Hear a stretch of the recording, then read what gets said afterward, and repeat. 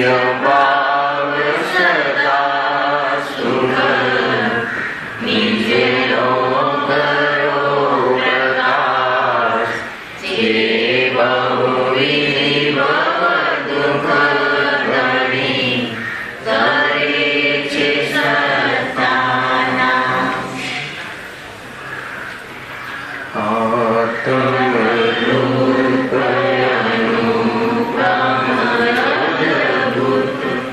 याहि लखे भव सिंधु तरो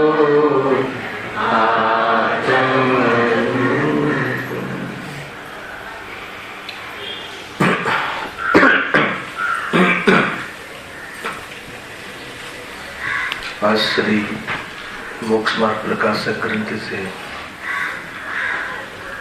त्रीजा अधिकार पर આપણે સ્વાધ્યાય ચાલી રહ્યો છે. સંસારમાં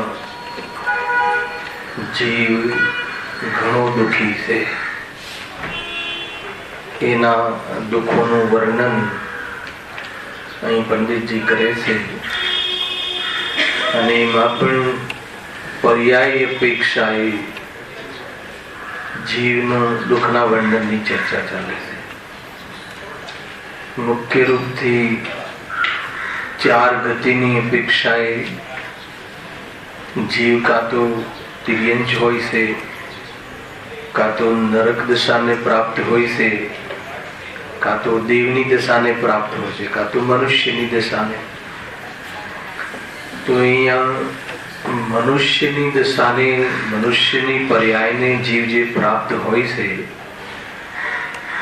અને પર્યાયમાં જે પણ ગર્ભ સંબંધી, જન્મ સંબંધી, યુવાની સંબંધી, વૃદ્ધત્વ સંબંધી જે પરિસ્થિતિઓ બને છે એ પરિસ્થિતિઓમાં આત્મભાન ન હોવાના કારણે જીવ ઘણો વિહવલ રહે છે અને આકુલિત થાય છે. ગજબની વાત છે કે આ એક એવી પર્યાયની ચર્ચા લીધી છે અહીંયા કે જે પર્યાયમાં જીવ બહુ મહત્વપૂર્ણ કાર્ય કરે છે. સમજો કે સંપૂર્ણ સંસારનો અભાવ કરવામાં આ મનુષ્ય પર્યાય નિમિત્ત બને છે. એટલે કે જીવને જે મહત્વપૂર્ણ કાર્ય છે એ કાર્ય આ અવસ્થામાં સંભવે છે. પરંતુ ભેદ વિજ્ઞાન અર્થાત તો જ્ઞાનનો સદુપયોગ ન કરતા આત્માનો પરિચય ન હોવાના કારણે હર પરિસ્થિતિમાં જીવ પોતાનું કલ્પના કરીને નિરંતર દુઃખી થાય છે. તો એની ચર્ચા આપણે અહીંયા ટોપિકમાં અહીંયા પ્રારંભ કરી છે. પેજ નંબર કયું છે? 69. એમાં લગભગ ત્રીજો ચોથો પેરેગ્રાફ આપણે અહીં આવ્યા છીએ. જે ગર્ભના સંબંધી જે પરિસ્થિતિ ઊભી થાય છે અને એમાં જીવ એ પરિસ્થિતિમાં કેવો દુઃખી થાય છે એની ચર્ચા આપણે પૂર્વમાં કરી હતી. તો ત્યાંથી થોડુંક વાંચન લઈને આપણે આગળ વિષયને વધારીએ છીએ. અથવા ગર્ભાદી અવસ્થાના દુઃખો તો પ્રત્યક્ષ ભાષે છે. જેમ વિષ્ટામાં લટ ઉત્પન્ન થાય તેમ ગર્ભમાં શુક્ર શોણિતના બિંદુને પોતાના શરીરરૂપ કરી જીવ ઉત્પન્ન થાય છે. એક પ્રકારથી જે વિષ્ટામાં લટ ઉત્પન્ન થાય, મળમાં કોઈ કીડો પેદા થાય, એમ મનુષ્ય જીવનમાં પણ માતાના ગર્ભમાં લોહી પરોની જે વિષ્ટા છે, મલિનતા છે, એની વચ્ચે જીવ પેદા થાય છે. 9 માસ ગર્ભમાં રહે છે. પૂજ્ય ગુરુદેવશ્રી કહે છે કે જો 1-2 મહિના કોઈ ઓરડીમાં પૂરવામાં આવે અને 1-2 કલાક કોઈ ભીષમાં ભૂરવું પડે તો પણ જીવને સહન થતું નથી. તો પછી આ જીવે 9 માસ કેવી પ્રકારની યાતનાથી એટલી જગ્યામાં આ જીવે લોહી અને પરોની વચ્ચે 9 માસ વિતાવ્યા હશે. તો એ ગર્ભની યાતના તો એ જીવ જ જાણે. એમ કહ્યું. એ સિવાય મેં બીજી પણ પ્રેરણા આપી કે તને બહારમાં આવ્યા મોટા બંગલા તને નાના પડે છે અને એમાં તું આખું જીવન વિતાવે છે, તો કે તું તારા ગર્ભમાં રહેવાની પરિસ્થિતિને તું યાદ કરી લેજે. એમ કહીને વર્તમાનમાં પણ બહારના સંયોગોથી પણ દ્રષ્ટિ હટાવવાનો પુરુષાર્થ આ ચર્ચામાં આપણને ગુરુદેવશ્રી કર્યો હતો. હવે આગળ જુઓ. પછી ત્યાં એટલે ગર્ભમાં ક્રમપૂર્વક જ્ઞાનાદિકની એવા શરીરની વૃદ્ધિ થાય છે. એમાં આપણે ચર્ચા કરી હતી કે ત્યાં જ એની જે ગર્ભમાં જ ડેવલપમેન્ટ થાય છે, 2 મહિનાનો 3 મહિનાનો 4 મહિનાનો ગર્ભ, તો એ પ્રમાણે એની બહારમાં પર્યાપ્તિની પૂર્ણતાઓ થતી જાય છે, જ્ઞાન શક્તિ ઉઘડતી જાય છે. ત્યાં આપણે એક સંસ્કારની વાત લીધી હતી કે જે માતાના ગર્ભમાં બાળક રહ્યો હોય એ માતા પ્રયાસ કરે છે કે જે બહારમાં શાસ્ત્ર સ્વાધ્યાય આદિના માધ્યમથી મહાપુરુષોના ચરિત્રનો અભ્યાસ કરતા અંદરમાં રહેલું બાળક પણ એ પ્રમાણે સંસ્કારિત થાય છે. એમાં એક પ્રકારથી આપણે સમજી શકીએ કે સંસ્કાર ગ્રહણ કરવું એક સ્વતંત્ર કાર્ય છે. માતા કોઈ શાસ્ત્ર સ્વાધ્યાય કરે એટલે સંસ્કાર ગ્રહણ કરે એમ નથી, પરંતુ એવો સ્કોપ ઉભો કરવામાં આવે તો બાળક અગર એ પ્રકારની યોગ્યતા ધરાવતું હોય તો સંસ્કાર ગ્રહણ કરવાનું ત્યાં કાર્ય કરી શકે છે. કુલ મળીને આના પરથી આપણને એ વાત ખ્યાલમાં આવે છે કે માતા પિતાનું અગર કોઈ રાગ, તો કોઈ પણ રાગ બુરો છે, પરંતુ રાગ આવે તો એ રાગ માતા પિતાના અંતર્ગત જાય છે કે બાળકોને માર્ગદર્શન આપે, બાળકોને આ મોક્ષ માર્ગનો ઉપદેશ આપે, એની પ્રેરણા આપે. એમાં એક વાત મહત્વની છે કે આપણે કોઈ પણ બાળકને અર્થાત કોઈ પણ મિત્રને ક્યારે પણ જે વિષય કષાય સંબંધી જે છે એનો નિષેધ અસંભવ છે. શૈલેષભાઈ, કોઈને એમ કહીએ કે તું બ્રહ્મચારી બની જા, તો એ રીતે ઉપદેશની ત્યાં વિધિ નથી. ખ્યાલ આવે કે નહીં? એ જે બ્રહ્મચર્ય વ્રતનું સમગ્ર રૂપથી નિરૂપણ છે. કોઈને જબરજસ્તી બ્રહ્મચારી બનાવવાની વિધિ જૈન ધર્મમાં નથી. કેમ કે વિષય કષાય જે પરિસ્થિતિ છે એ દ્રવ્ય દૃષ્ટિના આધાર પર એ પ્રમાણે કષાયનો અભાવ કરીને જીવ આગળ વધે છે. એટલી વાત સમજો. પરંતુ આપણે એ બાળકને કુદેકો ગુરુથી જરૂર બચાવી શકીએ છીએ. વર્તમાન જે 21મી સદીની જે પરિસ્થિતિ છે, જે સુખી થવાના માર્ગદર્શન રૂપ જે અન્યથા નિરૂપણ ચાલી રહ્યું છે, રાગના પોષણમાં સુખ છે અને શરીરના પોષણમાં સુખ છે, એ પ્રમાણેની જે પ્રવૃત્તિ ધમધોકાટ ચાલી રહી છે, તો એનાથી આપણે બાળકોને માર્ગદર્શન આપી શકીએ છીએ. ઈશા માટે અહીંયા મને વિકલ્પ આવ્યો હતો. અહીંયા તો એમ કહે છે કે એ પ્રમાણે ગર્ભની પરિસ્થિતિ બતાવી. ગર્ભના દુઃખ ઘણા છે. સંકોચરૂપ અને અધોમુખ રહી ક્ષુધા તૃષા આદિ સહિત ગર્ભનો કાળ પુણ્ય કરે છે.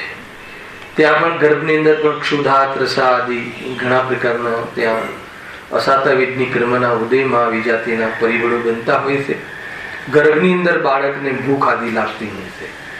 એ વખતે એ બાળકને શું સૂટ થાય છે કે સૂટ નથી થતું એની તો પરવા કેવી રીતે સંભવ છે? અને અત્યારે આપણે ગુણવ્યાને આ તીખા પદાર્થો કફટ છે, સૂટ થાય છે કે ગળી સૂટ થાય છે કે બધું આપણે બહારમાં પરિસ્થિતિ કરીએ છીએ. પણ એ બાળકને અંદરમાં ક્યાં ખબર છે? એ તો માતા એને જે સેટ થાય છે કે સૂટ થાય છે એ પ્રમાણે ભોજન લે છે. તો હવે એને શું થતું હશે, અને એ પ્રમાણેની મિથ્યાત્વના કારણે જે પણ પ્રતિકૂળતાના અંતર્ગત દુઃખ થતા હશે એ ઘણા ભોગવે છે. એટલા સંકોચવાળા ભાગોમાં ત્યાં રહેવાનું બનતું હોય છે.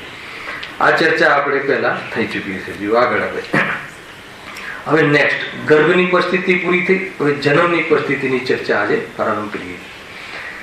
ત્યાંથી જ્યારે બહાર નીકળે છે ગર્ભમાંથી, ત્યારે બાળ અવસ્થામાં તે મહાદુખી થાય છે.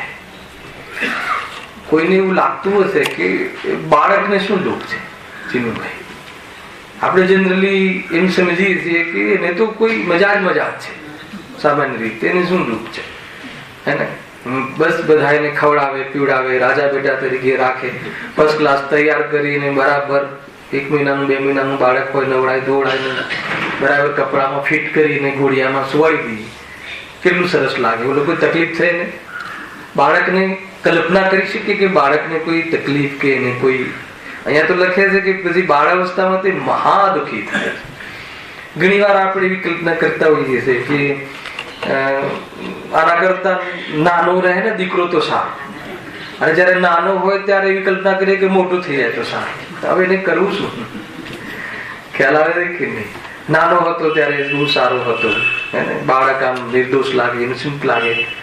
અરે એને બાળકને એની પોતાની ઘણી તકલીફો હોય છે. એ ઘણી રીતે એંગેજ હોય છે, ઘણી રીતે પરેશાન હોય છે. લાસ્ટ પીરિયડમાં કહ્યું પૂછેલી લીધી કે બાળકને જે તકલીફ થાય છે, હવે કાનમાં થાય છે કે પેટમાં થાય છે કે શું તકલીફ થાય છે કહી શકતો નથી, વ્યક્ત કરી શકતો નથી, પણ બરદાસ્ત કરે છે. અને રોવાની રીતે રુદનથી ઘણું પ્રગટ પણ કરે છે, પણ એ આપણને બતાવી શકતું નથી. તો આપણે પણ કન્ફ્યુઝ રહીએ છીએ. તો એ પ્રમાણે ઘણી તકલીફ હોય છે. અરે જયારે રમતો હોય છે બાળક, ત્યારે એને ઘણા પ્રોબ્લેમ હોય છે. એક વસ્તુ આમ સીધી ઊભી રાખે અને ઊભી ના રહે, તેને સમજમાં બાળકની વાત નથી કરતો, એનાથી પછી આગળ લઈ લેવું. એને કોઈ મકાન બનાવતો હોય, કોઈ ઘર બનાવતો હોય રમકડાનું, બરાબર ન બેસે તો કેટલો આકુલિત થતો હોય છે. અને આપણે મોટા ઘર બનાવવામાં એમ કે આ ફર્નિચર ને આ ફર્નિચર ને બરાબર બન્યું છે કે બરાબર બનાવી દીધું હોય ને કોઈ આવીને કે નહીં રંગ થોડો ડાર્ક લાગે છે, તો એ એટલો પરેશાન રહે કે નહીં બાકી બધું બરાબર બન્યું છે. હવે 20-25 લાખનો ખર્ચો કરી દીધો હોય ને એમ લાગે કે નહીં હવે આમ થઈ ગયું, તો કેટલો પરેશાન રહે. સેમ બાળકને બી પ્રપોઝ ને એ પ્રમાણે ના પરેશાની એની રહેતી હોય. આમ ચડે તેમ ચડે, ટેબલ પર ચડે ત્યાંથી પડે, હે ને? તમને એમ લાગે ને તો કોઈ ડર જ નથી, પડવાનો ડર જ નથી. તો એ તો ઓર કરુણાને પાત્ર છે કે એને તો આગળ આના પર ચડવાથી શું થવાનું છે એનું પણ સેન્સ નથી, અને પડી જવાથી શરીર તૂટફૂટ થશે અને દેહ બુદ્ધિના કારણે ઘણો દુઃખી થશે એની પણ ખબર નથી, હે ને? એટલે બાળક વ્યક્ત કરી શકતું નથી, હે ને? વ્યક્ત કરી શકતું નથી એટલે દુઃખી નથી એમ નહીં. કોઈ જીવ દુઃખ વ્યક્ત ન કરે તો એ દુઃખી નથી એમ ફોર્મ્યુલા નથી. ઘણા લોકો વ્યક્ત ન કરે, કોઈ એવી જાતિના મન બુદ્ધિ વાળા બાળકો હોય છે એ પ્રકારે હોય તો એ કહી શકતા નથી, પણ એને એટલી જ યાતના થાય. ઈચ્છાઓ અનંત હોય છે. નાના બાળકને ગર્ભમાં ઈચ્છાઓ હોય છે, વાસના પુષ્કળ હોય છે પદાર્થોની, પરંતુ એ પ્રકારે એની કોઈ એ રહેતું નથી. એના ખાનપાન સંબંધી આપણને કોઈ, એને પોતે તો હે ને બચી શકતો પણ નથી. તો એ રીતે બાળક અવસ્થામાં પણ ઘણી પ્રકારના દુઃખો હોય છે. છે ને બાલપને મેં જ્ઞાન ન રહે, એને આત્મજ્ઞાનની વાત તો દૂર, એને પણ લૌકિક જ્ઞાન પણ રોડ ઉપર રમવા ભાગી જાય ત્યારે તો એ પણ એને સેન્સ નથી હોતી. એમ ખ્યાલ આવે છે? માના ગર્ભના 9 મહિના પકડીને 8 વર્ષ સુધીનું જે બાળક છે એને વિશેષ ભેદ વિજ્ઞાનનો અવકાશ નથી. તથાપિ સંઘની પંચેન્દ્રિય હોવા છતાં પણ એ આત્મકલ્યાણની પાત્રતા ત્યાં સુધી નથી. એ સિવાય એટલા માટે સાર સંભાળ આપણે તિર્યંજમાં તો એ પણ ચાન્સ નથી, હે ને? ત્યાં બાળકો બચ્ચાઓને જણીને રસ્તામાં ફરતા થઈ જાય છે. અને અહીંયા તો મનુષ્ય પર્યાયમાં કમસે કમ એટલું તો છે કે એની કોઈ સાર સંભાળ રાખે છે, પરંતુ સાર સંભાળ રાખીને પણ કોણ રાખી શકે? એની જે પરિસ્થિતિ અથવા એ રાખ્યા પછી બી એની જે માનસિક દુઃખ છે એને કોણ પહોંચી વળે? એને ઘણી રીતે બાળકો માનસિક દુઃખ છે. તમે એ સિવાય બી આપણે રમાડવાના બાને એને ઘણા પરેશાન કરીએ છીએ, કરી રીતે કે નથી કરતા? જેમ કે તમને એવું લાગે આપણે એન્જોય કરીએ છીએ એને પરેશાન કરીને. આ એક બહુ મોટી સાયકોલોજી છે, મનોવિજ્ઞાન છે. આપણે એન્જોય કરીએ છીએ કે એની 2 બાળકો હોય એને તો એનો મોટો ભાઈ કે નાનો ભાઈ હોય તો કે હું લઈ જાઉં છું, તારા ભાઈને હું લઈ જાઉં છું. હેલા તો એ શું પરેશાન થાય એટલે આપણે શું થઈએ? ખુશ થઈ. સમજ આવે છે કઈ વાત? એ શું કામ દુઃખી થાય છે કે આ મારો ભાઈ છે અને આ મારા ભાઈને લઈ જશે તો એ ભાઈ પ્રત્યેની એકત્વ બુદ્ધિ તો અનાદિથી લઈને આવ્યો છે, પણ એ જે સંજ્ઞાનું જે ડેવલપમેન્ટ છે એને એકદમ નાનો બાળક હોય ત્યારે એમ લાગે કે ભગવાનનું રૂપ છે. ભગવાન અલગ છે, વિતરાગી હોય છે અને આને વ્યક્ત નથી એટલે આપણને એમ લાગે છે કે ઇનોસેન્ટ છે, પણ ઇનોસેન્ટ નથી હોતું, બહુ પરેશાન હોય છે. તમે જોજો એને કેવી પરેશાન થાય, નહીં તારી મમ્મીને હું લઈ જાઉં છું હે ને, તો એ નહીં તો એ પ્રમાણે બહુ દુઃખી થાય છે. અને આપણને શું થાય છે? આપણને એન્જોય મળે છે, એ દુઃખી થાય ને એન્જોય મળે છે. આપે છે કે બાળકને રમાડવું પણ નહીં. અરે પણ તમે જે રમાડો છો એના માટે પ્રોબ્લેમ છે. એનું કોમળ ઘાલ હોય એ આપણે ખેંચીને રમીએ છીએ તો એ પરેશાન થાય છે, અને પરેશાન થાય છે એમાં એ દુઃખી થાય છે, અને આપણે એમાં એમ થાય કે ખુશી મળે છે. તો આ રીતે બાલ્ય અવસ્થાઓના પણ ઘણા પ્રોબ્લેમો હોય છે. એના પ્રોબ્લેમો એની પાસે એના ઘણા પ્રોબ્લેમ હોય છે ને, કેમ કે જીવ છે ને, તો એની એ વિસ્તારમાં પણ એના પ્રોબ્લેમો હોય છે. ઘણી જગ્યાએ પહેલા તો અખાતના દેશોમાં સાંભળવા મળતું, અત્યારે તો ખ્યાલ નથી, પરંતુ જે ત્યાંના અરબાઓ કે જે બી આરબ કન્ટ્રીના જે પણ રાજાઓ હોય છે એ અહીંયાથી બાળકો ખરીદી લે અને ત્યાં રણમાં ઊંટ ઉપર કે જે એને રાઇડિંગ કરાવે, બાંધે, અને બાળક રડે એટલે એ લોકોને ઘણું દુઃખી થાય. તો આ રીતે એ છે, અનાથ થઈ જાય છે બાળક. ઘણી વખત જન્મતાની સાથે માતા પિતાનો વિયોગ થઈ જાય છે, પરાધીનતાથી ઉછરે છે, પોતે સમર્થ નથી એટલે કોઈ બીજા જે જન્મ આપવા સિવાયના બીજા લોકો પાસે મોટો થાય છે, અને ત્યાં એને કેવી જાતિની પરિસ્થિતિઓ થાય છે. તો આ બધું એને પરિસ્થિતિ થાય છે. આ પરિસ્થિતિમાં દુઃખી કેમ થાય છે? પોતાને બાળક માને છે, પોતાને ચૈતન્ય સ્વરૂપ ભગવાન આત્મા નથી માનતો, એના કારણે દુઃખી થાય છે. કોઈ જીવને એમ થતું હશે કે એવું બાળક શું માને? અરે એને કેટલાય જે તીર્થંકરના જીવો હોય છે, જ્ઞાની ધર્માત્માઓ હોય છે, પૂર્વમાં સમ્યક દર્શન જે કરી લીધું હોય છે અને સમ્યક દર્શન સહિત જો એ માતાના ગર્ભમાં આવે છે તો એને આ જાતિની દુઃખની પરિસ્થિતિ નથી થતી. પરિસ્થિતિઓ તો બધાને લાગુ પડે છે. ભાઈ ગર્ભ જન્મ એવું નથી કે ભાઈ કોઈ આ તીર્થંકરના જીવોને જે ગર્ભની પરિસ્થિતિ અલગ હોય છે, માત્ર સુખી જીવોની વાત જુદી છે, પણ દુઃખી જીવોને તો ચાહે એ બહારમાં કરોડપતિનો છોકરો હોય, એના ઘરે ડિલિવરી હોય, કે કોઈ ઝુંપડપટ્ટી વાળા ત્યાં ડિલિવરી હોય. હા, એટલો ફરક જરૂર છે કે બહારમાં હોસ્પિટલમાં અંતર હોય, બહારમાં કોઈ 4 નર્સ રાખી હોય, એ બધું અંતર હોય, પણ એ જે પ્રક્રિયામાંથી પસાર થવું પડે, માના પેટમાં રહેવું પડે, પેટમાંથી પછી બહાર આવવું પડે, અને બાળકના અંતર્ગત જે પણ કોઈ પ્રકારની એને પરિસ્થિતિઓ બનતી હોય છે, દોડી ના શકે, ચાલી ના શકે, ભાગી ના શકે, જે પણ બહારમાં કોઈ એને એવી જાતિના બહારમાં જીવડા કે વીંછી આદિ આજુબાજુમાં જતો હોય તો રમકડું સમજીને રમે, તો એ પ્રમાણેની પરિસ્થિતિઓ તો એ જીવને, દરેક જીવને આપતી હોય છે. તો એ પ્રમાણે અહીંયા લખ્યું છે. જુઓ, એક ઇમેજિંગ કરવું જોઈએ. અહીંયા એમ લખ્યું છે કે બાળ અવસ્થામાં તે મહા દુઃખી થાય છે. તો એ મહા દુઃખી થાય છે એ કેવી રીતે થતું છે? તો પરિસ્થિતિઓ બને છે, અને આ પરિસ્થિતિમાં જીવ પરેશાન થાય. પરેશાન થવામાં એક જ છે, મિથ્યા. જીવને દુઃખનું કારણ પરિસ્થિતિ નથી, જીવને દુઃખનું કારણ એ પરિસ્થિતિમાં એકત્વ બુદ્ધિ છે. આ તો અકાટ્ય સિદ્ધાંત છે. દુઃખનું કારણ મિથ્યાત્વ છે, દુઃખનું કારણ ભ્રમ છે, દુઃખનું કારણ વસ્તુનું સ્વરૂપની ઓળખાણ ન હોવી એ છે. એ બહારમાં શરીર મળ્યું શું કે પોતાને બાળક માને છે. હવે બાળક નામનો શબ્દનો એને સેન્સ નથી, પણ એને જે બાળકના અનુસાર જે પણ પોઝિશન મળી છે, એ ક્યુટ અને એ જે શરીર આદિ, એને પોતાનું સ્વરૂપ માને છે. અને એના જેને જન્મ આપ્યો છે માતાજીને એને પોતાની વસ્તુ માને છે, એટલે ત્યાં આપણે કોઈ પણ ચીજમાં આપણે એને એ કોઈ જતું દેખાય કે કોઈ લઈ જતું દેખાય તો એટલો જ દુઃખી થાય છે કે જેટલા અત્યારે આપણે દુઃખી થઈએ છીએ.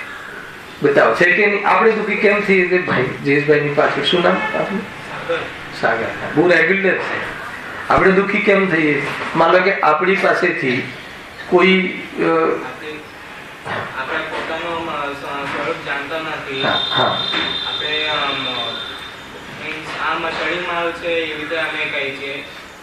હું પ્રશ્ન પૂછું છું. માનો કે શરીર અહીંયા તાવ આવી ગયો જબરજસ્ત 104 ડિગ્રી, તો દુઃખ થાય કે ન થાય? થાય. શાનું દુઃખ છે? તાવનું છે. તાવ કોને આવે છે? બીજાને આવે છે. બરાબર છે. મને નથી આવ્યો, બીજાને આવે છે, તો દુઃખી થવાનું કારણ શું? બીજાને ત્યાં કોઈ પરિસ્થિતિ બને એમાં આપણે દુઃખી શું કામ થવાનું? કેમ કે આપણે એને બીજો નથી માનતા, મને તાવ આવ્યો છે એમ માનીએ છીએ એટલે દુઃખી થઈએ છીએ. તો એ જ વસ્તુ ચાહે બાળકની પરિસ્થિતિમાં હોય કે ચાહે યુવાની પરિસ્થિતિમાં હોય કે ચાહે વૃદ્ધની પરિસ્થિતિમાં હોય, બધું સમાન છે. દુઃખનું કારણ તો ભેદ વિજ્ઞાન ન હોવાના કારણે, વિવેક ન હોવાના કારણે, સાચી સમજણ ન હોવાના કારણે આ જીવ દુઃખી થાય છે. અને સાચી સમજણનો અવસર હવે બાલ અવસ્થા પછી એને આવે છે, પણ એ અવસર જે આવે છે એ અવસરમાં એ જીવન ક્યાં લગાવી દે છે એની ચર્ચા પણ અહીંયા કરી છે યુવાની આદિની. પરંતુ આ આપણે પ્રકરણ એ ચાલે છે કે સંસારમાં જીવ ઘણો દુઃખી થાય છે અને એમાં મનુષ્ય નામની પર્યાયનું આપણે ચર્ચા ચાલી રહી છે. એમાં જે અવસ્થા ગર્ભ, જન્મ, યુવા, વૃદ્ધ અવસ્થાઓની જે પ્રાપ્ત થાય છે એ પરિસ્થિતિમાં જીવ એ તે પરિસ્થિતિની જે અવસ્થાઓ અથવા પરિસ્થિતિની સિચ્યુએશનો બને છે એમાં એ ઘણો દુઃખી થાય છે. ખ્યાલ આવે ને? એ રીતે છે. જો ત્યારે બાળ અવસ્થામાં તે મહા દુઃખી થાય છે. કોઈ એમ કહે કે બાળ અવસ્થામાં થોડા દુઃખ હોય છે પણ એમ નથી. કોઈ કહે કે ખાસ દુઃખ નથી હોતા, એને કરવાનું શું? કમાવા જવાનું નહીં, ભણવાનું નહીં, મજા છે, ખાલી રમવાનું. એમ રહે ને એક સામાન્ય ભાષામાં કે એની ઘણા પ્રોબ્લેમ છે. કેમ કે પ્રોબ્લેમ ખાવા પીવાના કે કમાવા જવાના એ પ્રોબ્લેમ નથી.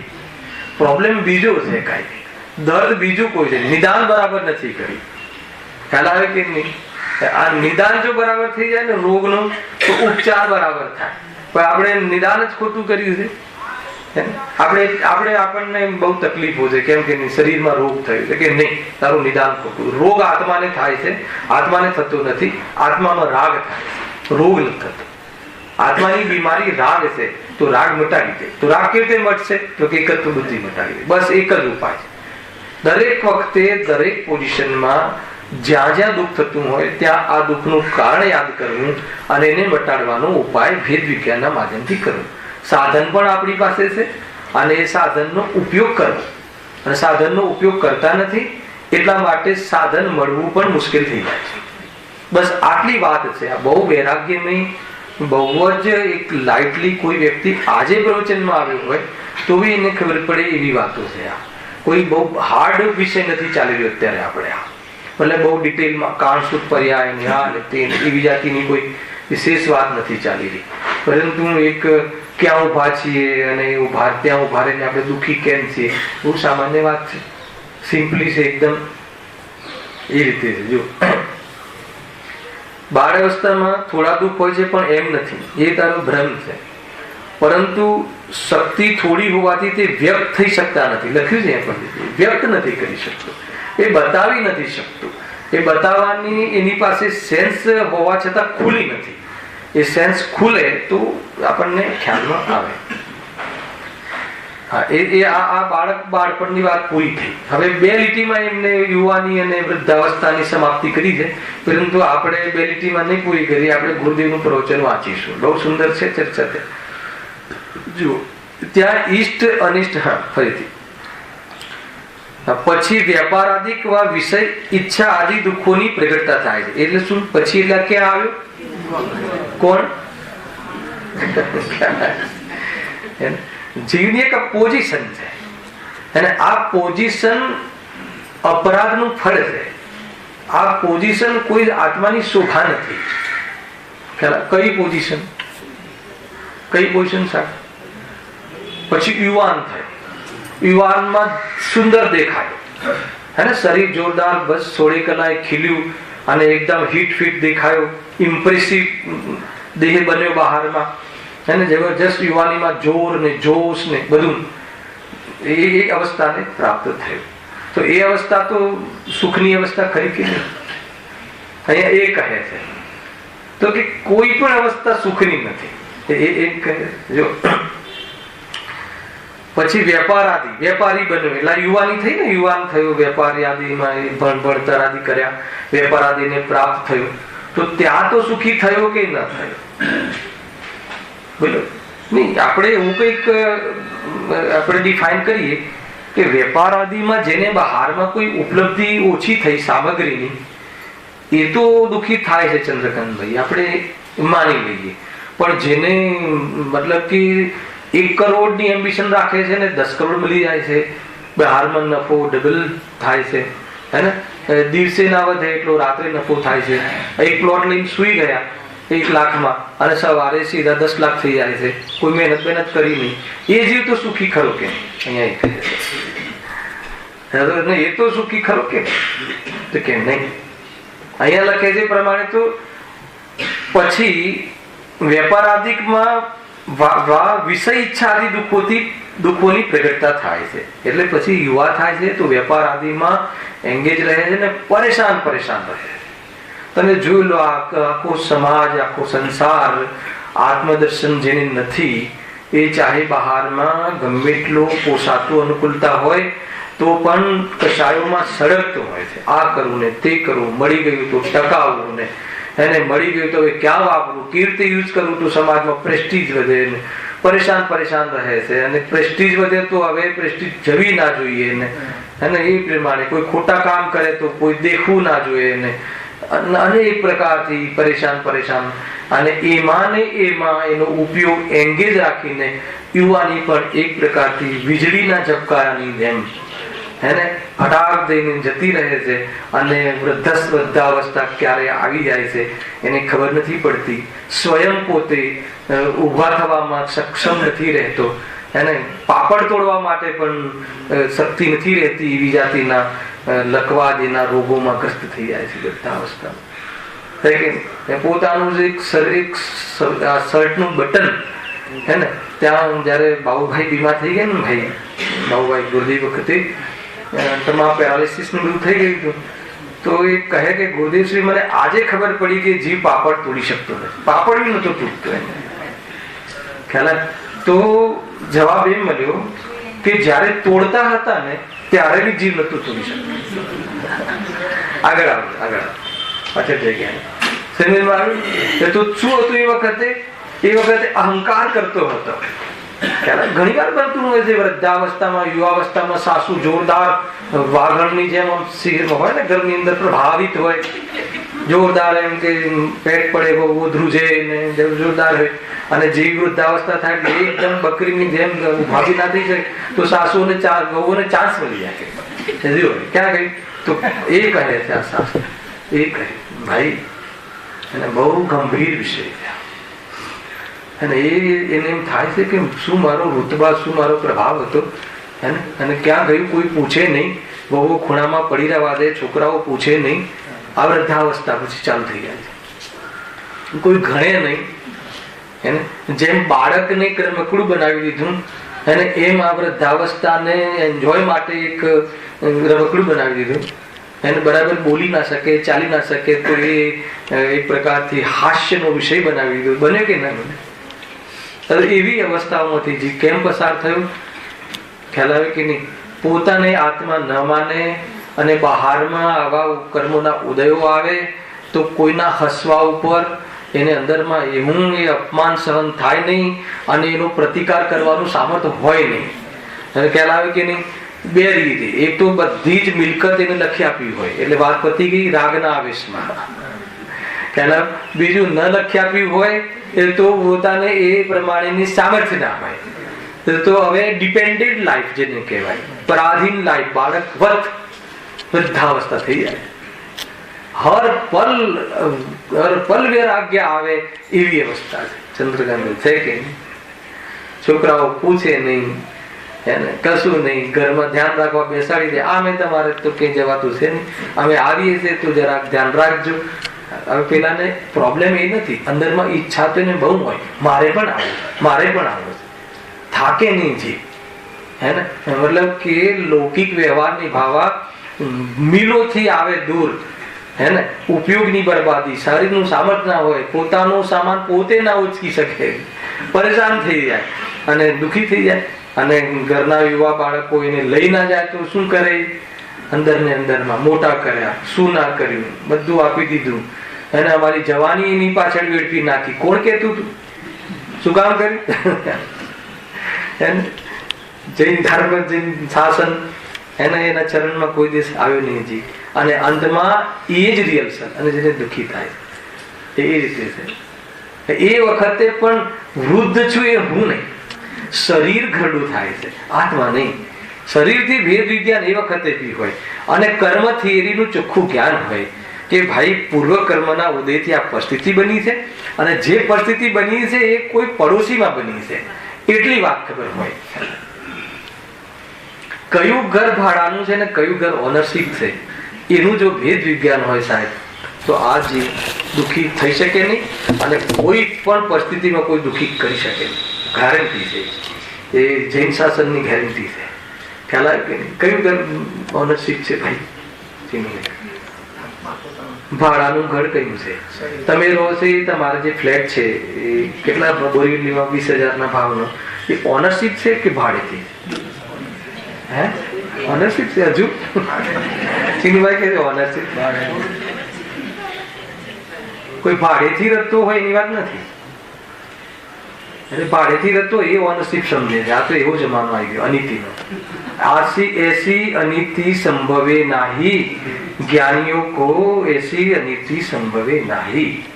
પોતે પુણ્ય ઉદય પ્રમાણમાં મળેલી સામગ્રીમાં પણ એને એમાં અધિકાર જતાવતા નથી, અને એ પડોશમાં છે, એ ભાડેથી મળેલું મકાન છે, જે પોતાને મકાન પોતાનું જે વર્તમાનમાં લોકનીતિમાં જેને રજીસ્ટરી કરાવી છે, એ પણ જે દિવસે તમને ભાડાનું મકાન લાગશે એ દિવસે તમારી અંદરમાં પરમાત્માનો પ્રકાશ, હે ને? આ પરમાત્મા પ્રકાશ ચાલે છે ને, એ પ્રકાશ થવાની પાત્રતા ક્રિએટ થાય છે.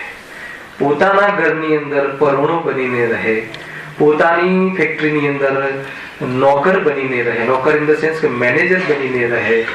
એમ કે મેનેજર છે, કરોડો આવે ને કરોડો જાય એને દેખાય, પણ અધિકાર ન જતાવે તો જ જીવ સુખી થઈ શકે, નહીં તો ના થઈ શકે.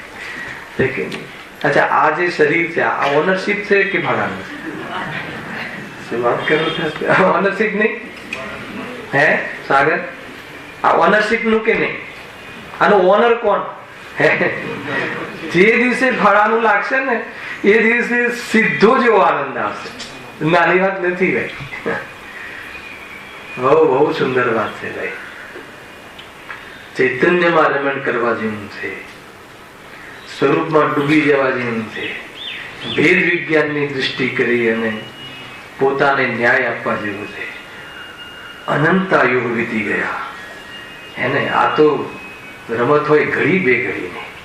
આપણે જે નાનું બાળક હોય એને 2 મિનિટ તાર આ ભાઈનું લઈ જઈશ, ભાઈનું લઈ જઈશ, પછી વધારે વાત કરીએ તો એની મમ્મી કે વડીલો શું કે ભાઈ મજાક 2 ઘડી નહીં હોય, આખો દિવસ મજાક ના હોય. એનો અર્થ ખબર છે?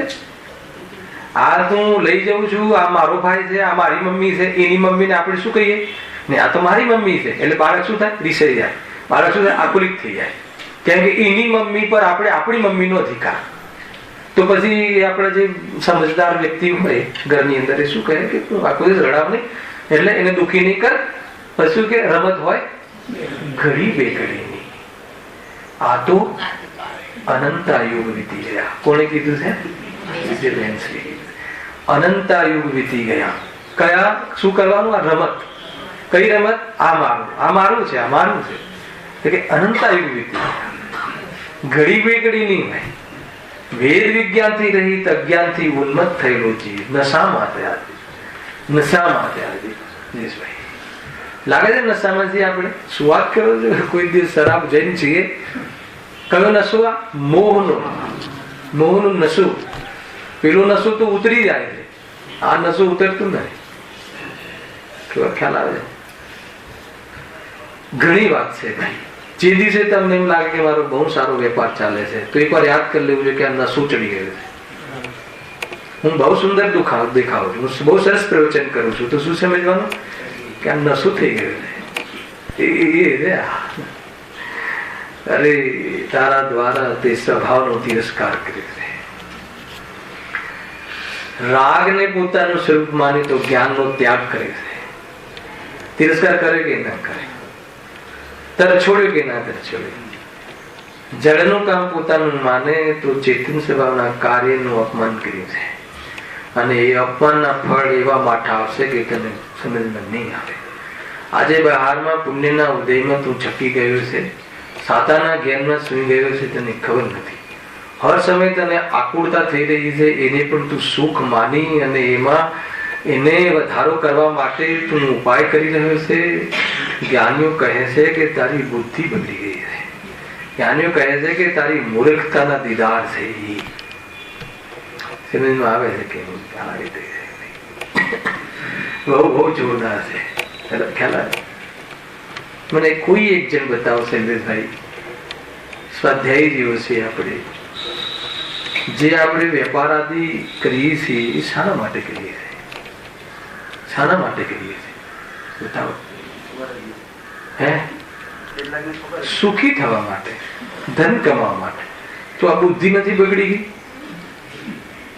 હે ને? આ મતલબ કે આ નશો નથી, ભૂલ નથી, આ ભ્રમ નથી. આ એકમાત્ર મુનિ દશા, એકાંતી મુનિ વગર મોક્ષ નથી. અને સમ્યક દર્શન, આત્મદર્શન વગર મુનિ દશા નથી. અને આત્મદર્શન વગર સુખનો પ્રારંભ થઈ શકતો નથી. બહારમાં તને શ્રીલંકાનું તમામ સોનું આપી દેવામાં આવે તો બી સુખી થઈ જાય તો પૂરી સર્વજ્ઞતા નષ્ટ થઈ જાય અને અનંત તીર્થંકરોનું અપમાન થઈ જાય. એક વાર બી એમ લાગે કે આમાં મને સુખ પાસે છે તો તું તને ખબર નથી, તું સંપૂર્ણ જૈન જગતનો અવર્ણવાદ કરે. આજે ભાઈ ખ્યાલ આવે? આપણને કેટલી વાર લાગે છે? કેટલી વાર અપમાન કરીએ છીએ? આપણને પાસે થાય છે કે નથી? ભાઈ જ્યાં એમ લાગે રૌદ્ર ધ્યાન છે, બધી જે બહારમાં ખાવું પીવું એ તો આર્થ ધ્યાન છે.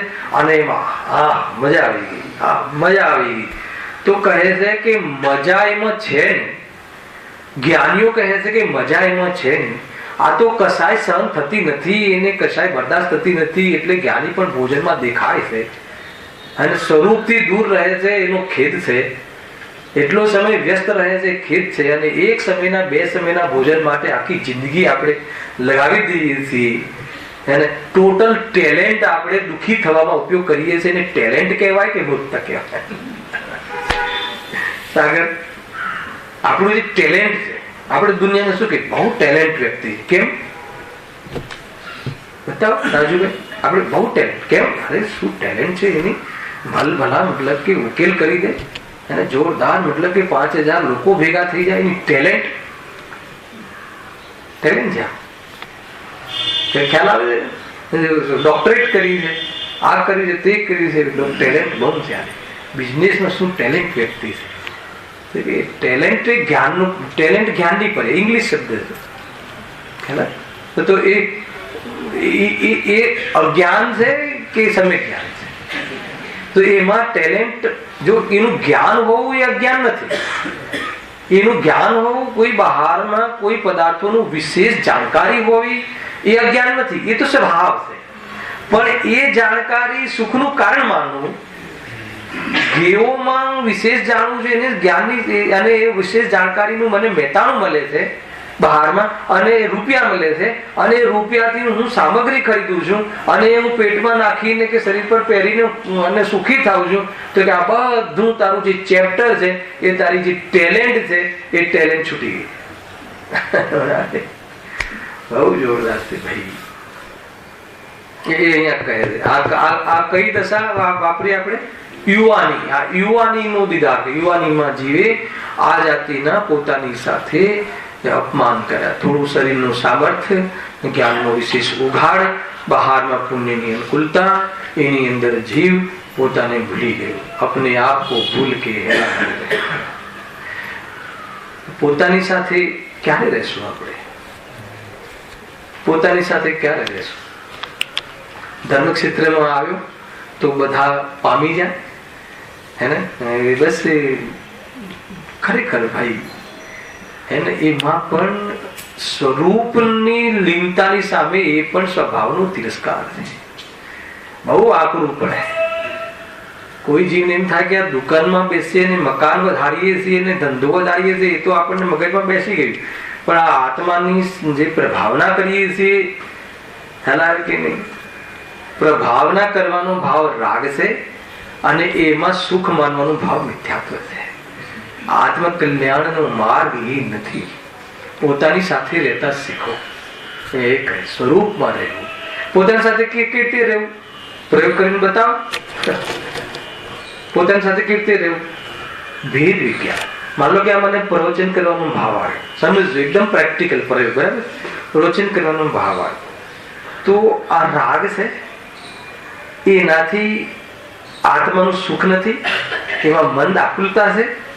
એમ ભેદ વિજ્ઞાન જાગૃતિ રહેવી, એમ એલર્ટ રહેવું અને એની સાથે એકત્વનો અનુભવ ન કરવો, એનું નામ પોતામાં રહેવું. હવે તમે હું તમને એનું સ્ટેજ બતાવું, એનાથી શું થશે? બહારમાં 5 લોકો સાંભળવા આવે કે 500 લોકો સાંભળવા આવે તો પરેશાન નહીં થાય. આજે શનિવારનો સાંજનો ક્લાસ છે, બ્રેક આવી ગયો અને જે ફૂલ 10 લક્ષણ પરવાની જેમ ફૂલ થાય છે, સમજો જયેશભાઈ, એવું ના થાય ને. 10 જ જણ આપણે સ્વાધ્યાય કરીએ તો મને ટેન્શન થઈ જાય. કેમ કે મેં પ્રવચનકાર તરીકે મને માન્યો છે, એ મારી ટેલેન્ટમાં આગ લાગી ગઈ છે. પરેશાન થઈ મને ખ્યાલ આવે, બરાબર જયેશભાઈ? આપણે બંને પડે. જયેશભાઈ કે કેમ આમ થયું યાર, પહેલા તો બરાબર હતું, શું થયું? મને એમ થાય કે શું થયું? તો એ આખું પ્રયોજન આપણું બદલાય ગયું. સહજ ભાવ આવે પણ એ ભાવ રાગ છે, એ સુખની સિદ્ધિ નથી કરતું. એ ભેદ વિજ્ઞાન રહે તો બહારની કોઈ બી પરિસ્થિતિ એને હલાવી ના શકે. સમજમાં આવે? અચ્છા, હવે અહીંયાથી ઉઠ્યા પછી, પ્રવચન પૂરું થયા પછી જે આપણને ટિપ્સ મળે છે ને, આજે તો બહુ મજા આવી. જ્યાં સુધી કોઈ એમ ના કહે ને ત્યાં સુધી મને મજા નથી આવતી. તો આ શું થયું? ટેલેન્ટ સાફ થઈ ગઈ. એટલે વાત કોઈ ક્ષેત્રની નથી. બહારમાં મકાન સાથે એકત્વ કરવું કે જૈન મંદિર સાથે એકત્વ કરવું કે શુભ રાગ સાથે એકત્વ કરવું કે અશુભ રાગ સાથે એકત્વ કરવું, એટલે એનાથી લાભ માનવું, બધું એક જ પ્રકારનું દુઃખનું કારણ થાય. બસ વાત એટલી છે કે અહીંયા અવસર રહેશે. અહીંયા આ વાત આ રીતે બાલની ખાલ કાઢીને ખોલીને આપણો અંદરનો રામ, અંદરનો જે મોર છે એ ક્યાં નાચી રહ્યો છે એનું આપણને અક્કલ આવે. અક્કલ આવવાનું ઇન્ડિકેશન મળે, માર્ગદર્શન મળે છે. બસ એટલો અહીંયા વિશેષ લાભ છે. કેમ કે આપણને આ વાતની જ ખબર નથી તો આપણને માર્ગદર્શન નથી મળતું. તો જે માર્ગદર્શન મળે છે એ માર્ગદર્શનમાં આપણી ખોટી બુદ્ધિ તો હતી અને ઘરમાં એ માર્ગદર્શન આપે, બેટા કમાજે, 2-5 કરોડ કમાજે, નહીં તો સમાજમાં કોઈ પૂછશે નહીં, તને આનંદ મળશે નહીં. અને બસ એમાં જીવને લગાડી દીધો ખોટે ધંધે અને વાત વધી ગઈ. 5, 25, 90 વર્ષ, 80 વર્ષ, 70 વર્ષનું આયુષ્ય લઈને આવ્યો હશે, સમાપ્ત કરીને જતો રહ્યો. કોઈ બાપ એક વાર તો કહે બેટા મુનિ દશાને પ્રાપ્ત થાય છે, કોઈ નથી. તો એ ખરેખર પિતા છે, આદર્શ પિતા. બેટા આ કરે, 2% ઓછા લાવજે, પૈસા તું અમારે સૂંઘવા પણ નથી, ચલાવી લઈશું આપણે. અને રોટલા અને છાશની વ્યવસ્થા હશે ને આયુષ્ય હશે તો એને ટકવું હશે તો ટકશે. અને પુણ્યના ખીલ છે અને દરેક વસ્તુ જીભથી નીચે ઉતરીને મળ થઈ જાય છે. સ્વાદની રામાયણ છે અને સ્વાદ જે છે એ તો પૂતગલનો સ્વભાવ છે, આત્માને જાણવાનો સ્વભાવ છે. ખ્યાલ આવે સાહેબ? બહુ સુંદર છે. કોઈ બી પરિસ્થિતિમાં હલે નહીં. વાત ક્યાંથી નીકળી? ટેલેન્ટ ક્યારે કહેવાય? પ્રવચન તો કરી રહ્યા છો, ગુરુદેવે તો 8000 પ્રવચન કર્યા, તો અમે ટેલેન્ટ ના સમજવી? તો કે કોને કર્યા પૂછજો. 8000 કર્યા તો તને દેખાય છે, એમને નથી દેખાતું. પેલા આપણે લિસ્ટ બનાવી છે. ગુરુદેવે 8000 પ્રવચન કર્યા, એક શબ્દ આત્મા કરી શકતો નથી એમ કહે છે જે વાણી એ હું નથી એમ અનુભવ કરે છે, એ વખતે એનું નામ ગુરુદેવ. આત્માની રમત જુદી છે ભાઈ, જે દુનિયાને ન દેખાય અને ચામડાની દ્રષ્ટિથી, આ ચામડાની આંખોથી ન દેખાય કે આ શું ચાલે છે. હજુ ભાઈ સમજમાં આવે છે? આનંદ આવે એવી વાત છે કે નહીં?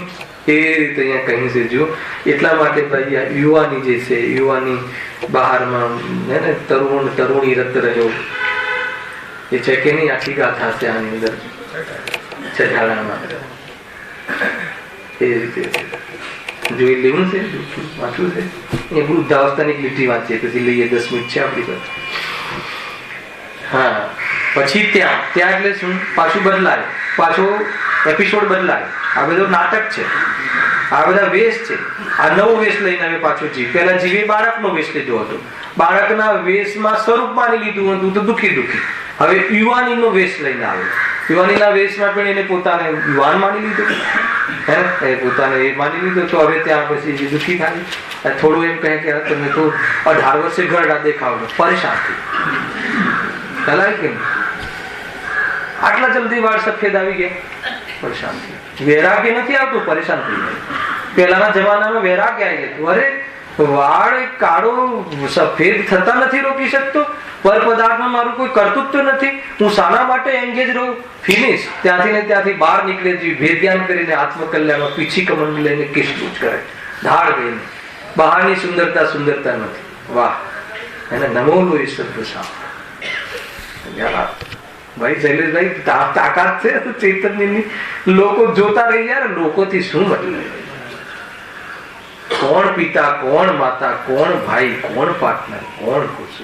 તું ચૈતન્ય સ્વરૂપ, આ તો બહારના. એ રીતે શું છે? રાખું કે પરિહરું શું છે? કોણા સંબંધી વડગના છે, રાખું કે પરિહરું. એના પહેલા શું લીધી? હું કોણ છું, ક્યાંથી થયો, શું સુરત છે? વિચાર તો કર. બહુ ભાઈ ધ્યાન રાખો, બહુ ધ્યાન રાખજો. મનુષ્ય હું પુણ્ય કેરા પુંજથી શુભ દેહ માનવનો મળ્યો તો અરે ભવ ચક્રનો આટો નહીં. લક્ષ્મી અને અધિકાર વધતા શું વધ્યું તે તો કહો.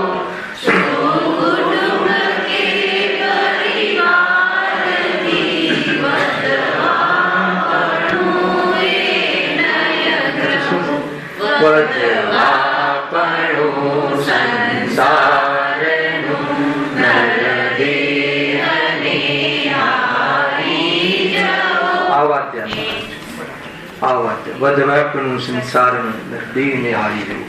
બહારમાં કરોડો વધે છે તો સમજી લો કે આ ગેમમાં આપણે હારી ગયા.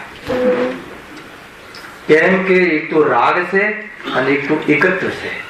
તો બે વસ્તુ ભૂલવાના છે. કોણ? એક તો પોતાનું ભગવાન અને આ ભગવાનને બતાવવા વાળા ભગવાન. એ બંનેને ભૂલવાનો અવસર ક્યારે છે? બહારમાં સંસાર વધે, બહારમાં લક્ષ્મી અને અધિકાર વધે. લક્ષ્મી વધે, અધિકાર વધે, તમને પ્રમુખ બનાવી દીધા, તમને સમાજે બી પ્રમુખ બનાવી દીધા, મંદિરમાં પ્રમુખ બનાવી દીધા, અને સોસાયટીમાં પ્રમુખ બનાવી દીધા. બનાવો હવે લીકેજ અહીંયા થાય છે, ત્યાં લીકેજ થાય છે, ત્યાંથી કરીને આ તો આજે તો ઠાઠ છે મોદીનો, તો ત્યાં એ બી જોઈ લીધો ઠાઠ કેટલો રહે. સત્તા કોની? ત્રિકાલ સત્તા અને ક્ષણિક સત્તાનો અનુભવ થઈ ગયો. બધાને ખ્યાલ છે. એટલા માટે જલ્દીથી જલ્દી બહારમાં ઉપયોગ પહેલા તો બુદ્ધિને કશો, અને સૌથી પહેલા આપણો કન્સેપ્ટની જે દ્રષ્ટિ છે એ બદલો. એના પછી ઉપયોગને વારંવાર આત્મસન્મુખ અથવા એ સત્ય સિદ્ધાંતના પ્રકાશમાં એને સન્મુખતા વધારો. અને પછી જુઓ જે મજા આવશે તો અને એના પછી આ સાર્થકતા થશે. આ ભ્રમની મતલબ બહુ બહુ વિચાર કરે છે ભાઈ. જો હા શું ક્યાં આવે, બાળ અવસ્થામાં થોડા દુઃખો છે, પરંતુ શક્તિ થોડી હોતી હારીપતી, પછી વ્યાપાર આદિ વિષયાચ્છા આદિ દુઃખોની પ્રગટતા થાય છે. આ છે ને વિષય ઈચ્છા. દુઃખનું કારણ કોણ છે? વિષય ઈચ્છા. અને વિષય ઈચ્છા કેમ પેદા થાય છે? કેમ પેદા થાય છે? ભ્રમના કારણે. કન્સેપ્ટ આપ્યો, તમને ખાવાની ઈચ્છા પેદા થઈ. ખાવાની ઈચ્છા કેમ પેદા થઈ? કેમ કે ખાવામાં સુખ છે એવો ભ્રમ છે, એટલે ખાવાની ઈચ્છા થઈ. હવે એ ઈચ્છાની પૂર્તિ તો થતી નથી. એક ઈચ્છા મટે છે, બીજી ઈચ્છા પ્રગટ થાય છે. અને ઈચ્છાનો અભાવ ત્યારે મટે કે જ્યારે પોતે અને પર બે જુદા છે, પરદ્રવ્યમાંથી કોઈ મને લાભ નથી એવી જ્યાં સુધી આત્મદ્રષ્ટિ ન થાય ત્યાં સુધી એ પરપદાર્થને મેળવવાની, ભોગવવાની, ભાવવાની એ ઈચ્છા ક્યારે બી અભાવ ન થાય. એટલે જીવ નિરંતર દુઃખી થાય.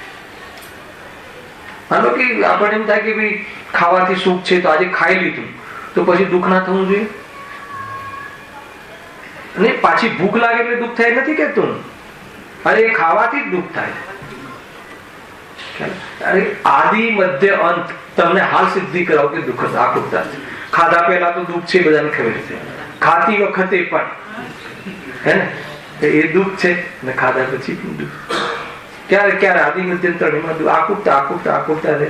આ ખાઈ લો, આ લઈ લો, તે લઈ લો, તે લઈ લો, અને પછી બહુ ભાવે તો હજુ એક લે, પછી લઈને હવે બસ થઈ ગયું. કેમ?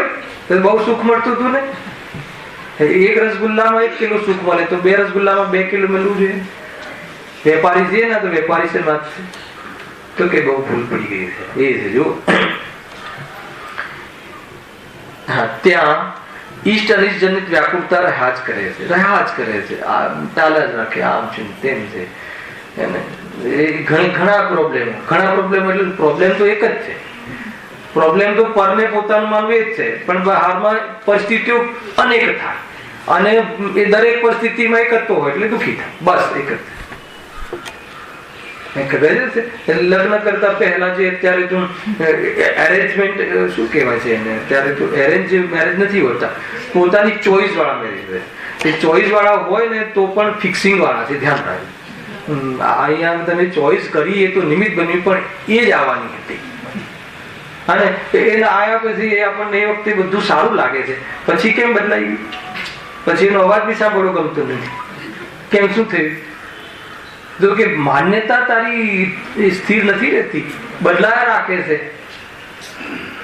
ખ્યાલ? તો આ બહુ રીતે તમે પોતાની જ લાઈફથી વિચાર કરીએ કે નહીં કઈ ભૂલ છે. જો એ ભૂલ છે એવું આપણને એક વખત આમ લાગે કે ભૂલ લાગે છે. નહીં, દુઃખનું કારણ છે, પણ મને આ જ વ્યક્તિ પહેલા બહુ સારી લાગતી હતી ને એ જ વ્યક્તિ મને અત્યારે ખટકે છે. અને હું એમ માનું છું કે આ રહે ત્યારે સુખ, હવે આ જાય ત્યારે સુખ. તો કાંઈક ભ્રમ છે. આ તો એ શોધશે એ જીવ, અને શોધશે તો મળી જશે કે ન એનાથી સુખ છે કે ન એનાથી દુઃખ છે. માન્યતાના સુખ દુઃખ છે. માન્યતા સાચી કરી લે તો સુખ ને ખોટી રાખે તો દુઃખ. એક જ વાત. આ રીતે સમજો. હવે આગળ.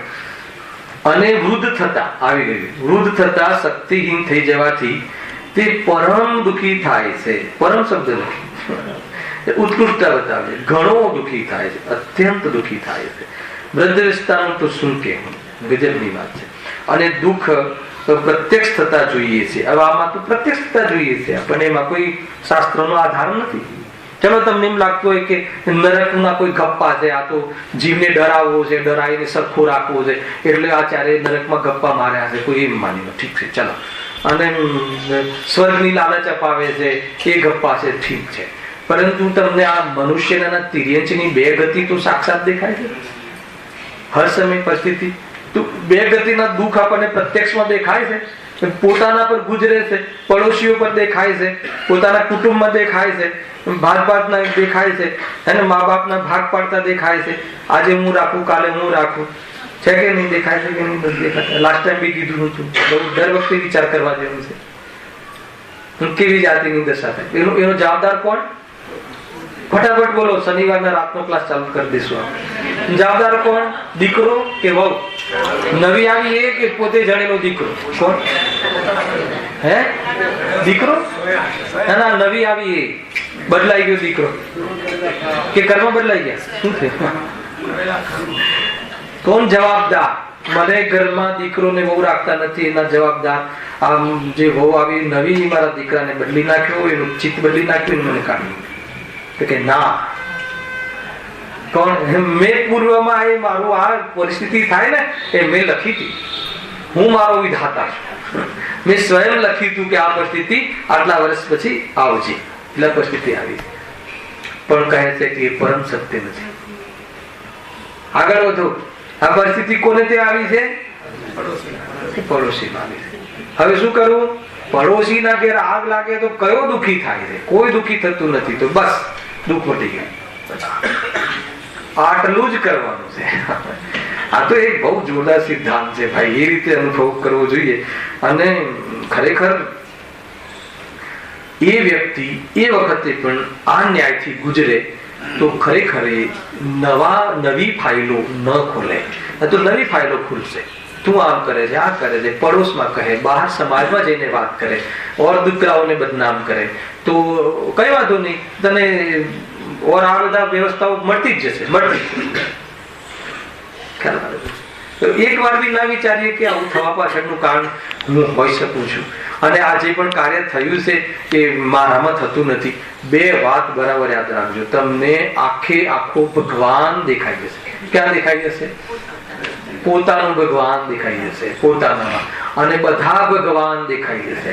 દુનિયાની અંદર કોઈ સવાલ જ નહીં રહે કે આ આમ કેમ કરે છે.